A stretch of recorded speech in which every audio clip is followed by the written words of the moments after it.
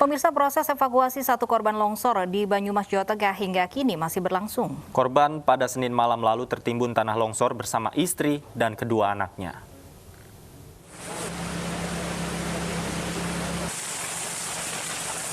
Tim SAR gabungan hingga kini terus mencari salah satu korban yang tertimbun tanah longsor atas nama Basuki di Desa Banjar Panepen, Kecamatan Sumpiuh, Banyumas, Jawa Tengah. Sebelumnya, tim SAR telah berhasil menemukan istri Basuki bernama Wagia, serta kedua anak Basuki yang masih kecil, yakni Yudas dan Lukas. Petugas gabungan mengalami kendala dalam mencari korban karena banyaknya material berat seperti batu, kayu besar, serta lumpur. Ya, saya prihatin dan berduka cita atas musibah ini. Satu keluarga yang tinggal dalam satu rumah, ada 4 orang.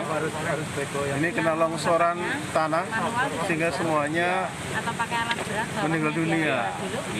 3 sudah ditemukan, tinggal 1 ini nanti sambil menunggu alat berat ya. Badan Nasional Penanggulangan Bencana atau BNPB menyatakan total ada 5 warga yang meninggal dunia akibat tanah longsor yang terjadi di Desa Banjar Panepen dan Desa Bogangin. Korban yang meninggal dunia tertimpa tanah longsor di Desa Bogangin bernama Wagimin telah dimakamkan. Warga diimbau waspada karena bencana tanah longsor di Desa Bogangin dan Desa Banjar Panepen akibat faktor cuaca buruk dan kontur tanah. Dari Banyumas, Jawa Tengah, Saladin Ayubi, iNews melaporkan. Masih dari Banyumas, Jawa Tengah, pemirsa. Kali ini warga resah dengan munculnya kawanan semut yang jumlahnya sangat banyak. Pemusnahan semut yang jumlahnya miliaran ini harus menggunakan kendaraan water cannon. Fenomena teror semut terjadi di Desa Pangeraji, Kecamatan Cilongok, Kabupaten Banyumas, Jawa Tengah. Kawanan semut dengan ciri berwarna hitam dan berukuran kecil tidak hanya muncul di pepohonan, namun juga menyebar ke pemukiman warga. Keberadaan semut sangat mengganggu dan meresahkan warga karena menyebabkan gatal-gatal. Miliaran semut yang mengganggu ini kemudian dimusnahkan dengan cara dibakar dan disemprot pestisida menggunakan kendaraan water cannon. Pertama, pembakaran kayu-kayu yang sudah lama, yang itu juga menjadi sumber semut ya. Ribuan, jutaan, bahkan mungkin miliaran semut. Ya, hari ini kita saksikan bersama sedang dibakar.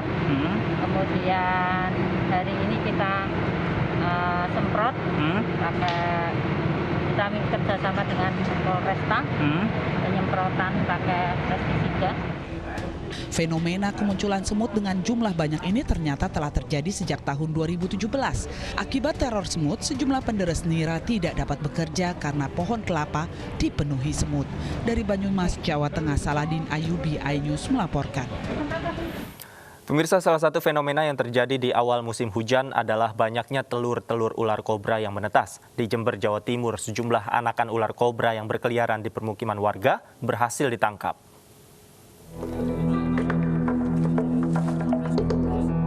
Seperti inilah kegiatan warga perumahan Geraha Permata Indah, Kelurahan Keranjingan, Sumbersari, Jember saat berburu anakan ular kobra. Meski sempat kesulitan, warga berhasil menangkap hidup-hidup seekor anakan ular kobra Jawa dengan panjang sekitar 50 cm. Anak ular kobra yang ditangkap diperkirakan baru menetas kurang dari 1 bulan. Sebelumnya warga juga menangkap 2 anakan ular kobra saat kerja bakti bersama. Penemuan sejumlah anakan ular kobra ini membuat warga resah. Sebelumnya cukup banyak juga ditemukan. Kemarin ada juga beberapa varietas lain seperti ular belang atau ular weling ya, yang cukup besar. Dan ini induknya juga belum ketemu juga sampai saat ini. Makanya warga sampai hari ini nanti mungkin akan berburu induknya. Sementara ini kan masih anak-anaknya dan cukup banyak ditemukan untuk beberapa hari ini, akhir-akhir ini. Ular-ular yang ditangkap rencananya akan diserahkan ke petugas BKSDA Jember. Penemuan ular di pemukiman warga diprediksi akan kembali marak. Hal ini dikarenakan ular memasuki periode tetas menjelang akhir tahun atau bertepatan dengan musim hujan. Dari Jember, Bambang Sugiarto, iNews melaporkan. Pandemi COVID-19 menjadi momentum pembelajaran bagi semua pelaku usaha tentang pentingnya penerapan kesehatan dan keselamatan kerja. Karenanya Politeknik Ketenagakerjaan bersama Kementerian Ketenagakerjaan menyelenggarakan seminar terkait optimalisasi ketiga bagi pelaku usaha dan mahasiswa.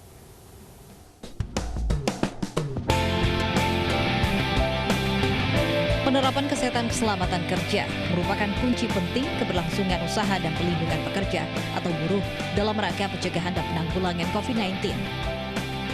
Untuk itu, Politeknik Ketenagakerjaan bersama Kementerian Ketenagakerjaan Republik Indonesia menggelar seminar dengan tema optimalisasi regulasi K3 di era new normal untuk mewujudkan Indonesia berbudaya K3.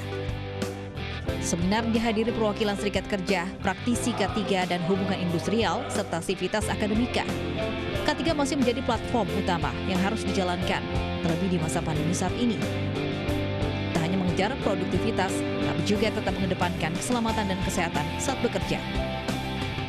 Kita ingin artinya berbagai hal ini kita lakukan, terutama adalah mengedukasi kepada masyarakat pekerja bagaimana ketika dia bekerja bukan hanya mengejar produktivitas saja, tapi juga adalah mengejar keselamatan dan kesehatan kerja. Ini juga sangat penting.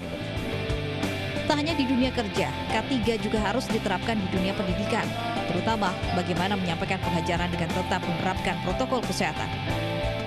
Acara ini bagus sekali, khususnya diadakan oleh Polteknaker. Salah satu menambahkan pengetahuan bagi adik-adik mahasiswa sehingga paham tentang K3, apalagi menghadapi pandemi ini. Salah satu cara apa yang harus dilakukan, penerapan K3 itu bisa diterapkan baik itu di perusahaan maupun di kampus ya, sehingga K3 menjadi budaya K3 di tempat kerja. Apabila syarat-syarat K3 dilaksanakan sesuai ketentuan peraturan perundang-undangan serta melaksanakan standar dan protokol kesehatan, diharapkan tempat kerja maupun tempat mengenyam pendidikan akan terhindar dari penyebaran virus COVID-19. Dari Jakarta, Lisa Oktaviani, Muhammad Panji, iNews melaporkan. Gencarkan penjualan BBM ramah lingkungan, Pertamina diskon harga Pertalite setara premium. iNews yang segera kembali, tetaplah bersama kami.